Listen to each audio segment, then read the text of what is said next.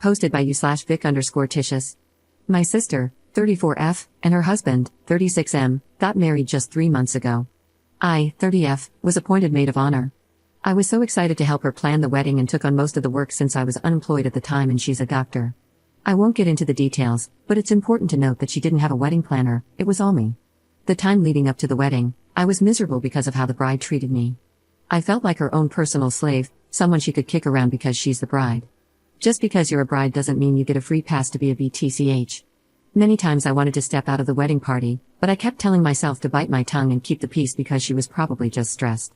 After doing so much for her, she refused to invite my fiancé, even though we've been together for 12 years, but invited my siblings' partners who have only been around for 2 to 3 years. My sister and her husband dated for a year before they got engaged, so we don't really know him too well.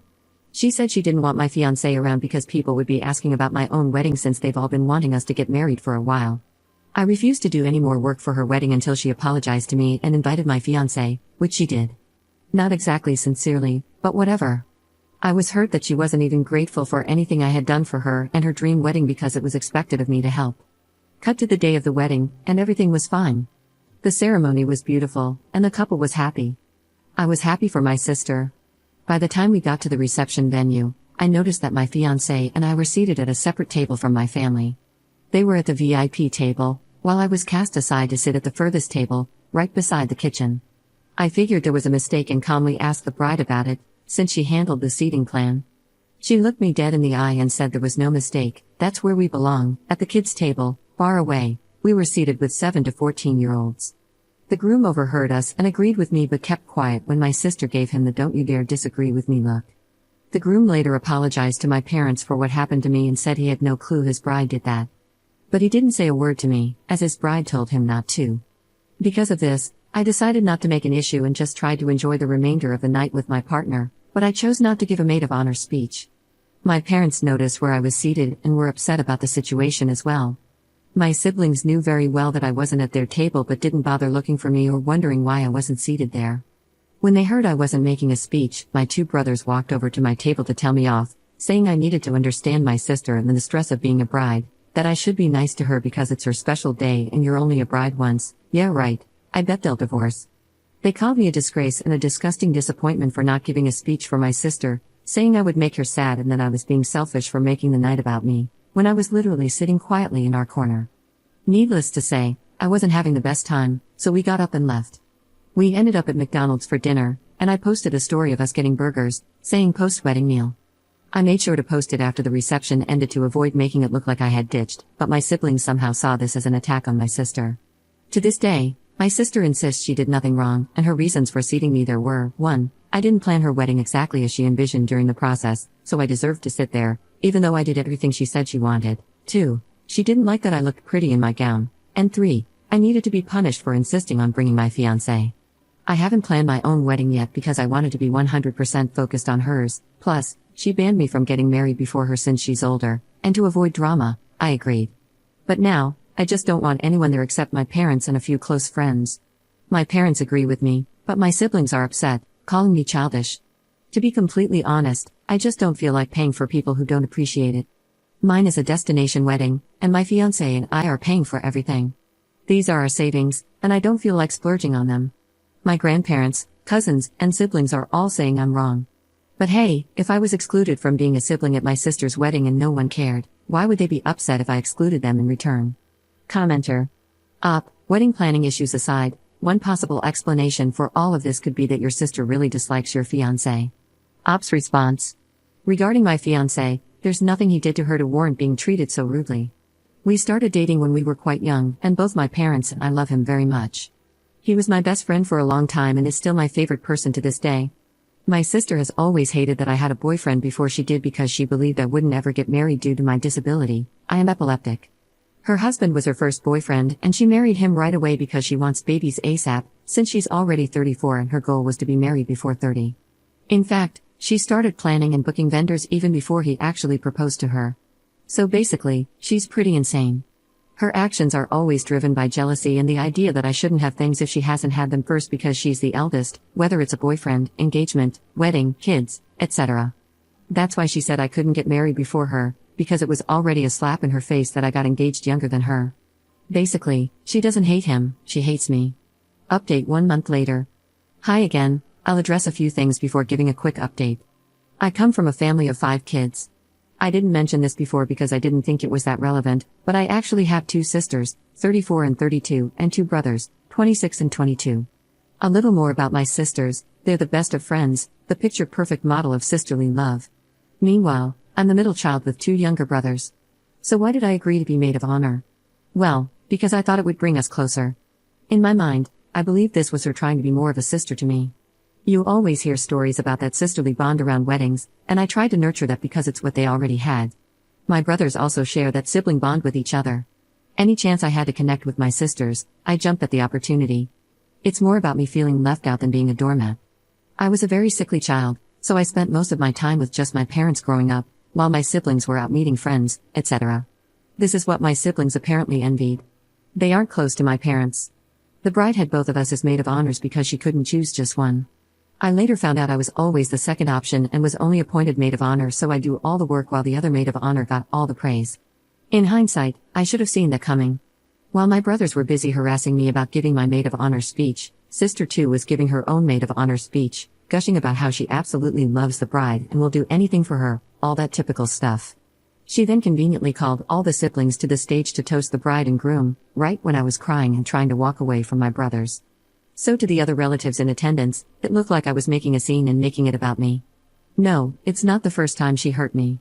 She fat-shamed me as a child, calling me a potato, said I was a burden to the family because of my epilepsy, threw all my makeup in the sink and ruined it because I moved her bath towel in the bathroom, and called me the stupid low IQ sister, even though I'm a licensed architect with a master's degree, when her guy friends wanted to ask for my number. She even took my dream church from me, which is why my fiancé suggested we have a destination wedding in my dream country instead. This was just the worst thing she's done to spite me in front of the entire family. And no, we still haven't spoken since then. She still maintains that I was the one who ruined everything by getting upset about the seating. Now for the update. We've decided to elope. It will just be the 2 of us and a handful of close friends who have been there for us since the beginning of our relationship. We'll have a small church wedding and a little celebration on the beach with the people we love, followed by island hopping with our entire party around the Philippines. All paid for by us, because I want to splurge on memories and experiences with people who truly love and appreciate us. The budget we had set aside for a wedding in Italy will now be used for an intimate 5-day wedding celebration on an island in the Philippines. We will have our reception with the family when we get back home. The plan is to invite both of our big families to a lunch in the weekend after. Collectively, this would mean about 80 guests max. Both our parents wanted to help pay for the engagement party and rehearsal dinner, and they agreed to cover the cost of this luncheon/reception instead. This means they can invite whomever they please, and if my siblings are invited, I couldn't care less. I'll be too busy with my husband of 1 to 2 weeks by then. At this event, we'll still have special moments like the father-daughter dance and cake cutting. We're planning to have piñatas, a brick oven pizza cart, coffee and pretzels, and an amazing Italian buffet with a pasta bar, lots of fresh fruit and cheese, because who doesn't like cheese? As for this eating plan, ever watched Mamma Mia 1? Yep. Think of that, a long, winding table where my siblings can be as far away from me as possible, and as close to the service area as possible, without it being obvious. They'll have their own siblings table. My fiancé and I will be in the center, with his 2 brothers and our parents next to us, while my wonderful siblings will be at the end of the table, near the restrooms, where they belong. I honestly don't care if they're invited to this lunch because I've got nothing left for them, not even anger. I'm just so done with them that I'd feel more for a stranger on the street than I do for these people. It's indifference. They've hurt me so many times that I'm numb to their existence. And no bridezilla allowed. My sister expects to be my maid of honor in return, but that's definitely not going to happen since my siblings won't be present at the ceremony. I don't need her around, and I don't want her around. Yes, she'll likely be invited to the reception out of courtesy, but I'll make sure she's set aside just like I was. How, you might ask? Well, we recently found out she's pregnant, and I'm planning my wedding around her due date. Luckily, she's due around June, which is the month we really wanted anyway. So, if she decides to attend with a newborn and her husband, she'll be at the kiddie table and told to step out when the baby starts to cry. In the end, our wedding day is for us. Eloping is the only way I feel like we can truly sit and enjoy our special day together, away from all my siblings and family issues. Then, when we get back, we'll have a get-together lunch with some good food and fun. That's really all it is to me, a lunch. Luckily, my fiancé's family isn't as insane as mine. So there you have it. Thank you all for your messages, comments, and insights. I really was going a bit loco back then, thinking I was overreacting, but thank you so much for the clarity. Cheers to the end of this emotionally draining year. Second update 9 months later. I know a number of you have been waiting, and I swear this is the soonest I could post. I promise I'll explain. I'll start with the wedding. I absolutely enjoyed wedding planning with my husband, yay. If you ever decide to get married, do a small wedding, you'll live longer, I swear. We told our friends and families that we were pushing back the wedding and wanted to do a destination bachelor/bachelorette trip first. They had no idea we were actually getting married on this trip. We arrived in Boracay 3 days before everyone else for some time to ourselves. When our friends arrived, we did all the fun island activities. The night before our wedding, we asked everyone to be up at 7 for breakfast and to dress up in tropical beach outfits for cute pics. We had told them to pack this beforehand. Once everyone was gathered, my husband announced that we were getting married at 4 p.m. and that this was actually an elopement. The excitement from all our friends will forever be a core memory. It's the best feeling to have people genuinely happy for you. The girls did each other's hair and makeup, cried, and hugged a lot, while the boys had fun drinking and playing football. We used our phones and an old digital camera, passing it around, and that was it for our event photos. Surprises have been our thing since we began dating, and it was so sweet that we both thought to do the same for our wedding. I love flowers, but I didn't want to go through the hassle of finding a supplier there. We had someone help with the necessary arrangements, but that was it. I figured I'd just get flowers for the luncheon later. Well, my husband had other plans. He secretly spoke to the hotel to surprise me, knowing exactly which flowers I love. He created the prettiest bouquet ever and had the church filled with them. I completely ruined my makeup from ugly crying when I walked in. For my husband, who is extremely close to his brothers, I made sure to fly them out as a surprise. He needed his best men there, and I was thrilled to make that happen. We said our I-dos and headed to the hotel for a boodle fight dinner by the beach. Nothing fancy, but we were beyond happy. Now for the luncheon. Before the elopement, I sent my seating plan to our family group chat because I didn't want anyone making a scene on the day. Everyone thought these were the seating plans for our reception. Well, here's where my pettiness shows. Our head table consisted of us, our parents, and my husband's brothers. All my siblings were seated at both ends of the long table. My favorite slap in the face, though, was a table for one way in the back, labeled as the breastfeeding area with my sister's name on the chair. She was livid, to say the least. I simply said I was looking out for her, assuming she'd want some privacy. My siblings refused to come because they saw my elopement as an act of disrespect, especially since my brothers-in-law were there. They even called our relatives, telling them not to attend. Some relatives were upset, saying they did not agree with our union. I'm happy to report that, out of the original 127 guests, only 58 ended up coming. So, I cut my budget by over half. Sounds like a win to me. The venue was my husband's small family farm, which was so beautiful that I didn't need to spend much on decor at all.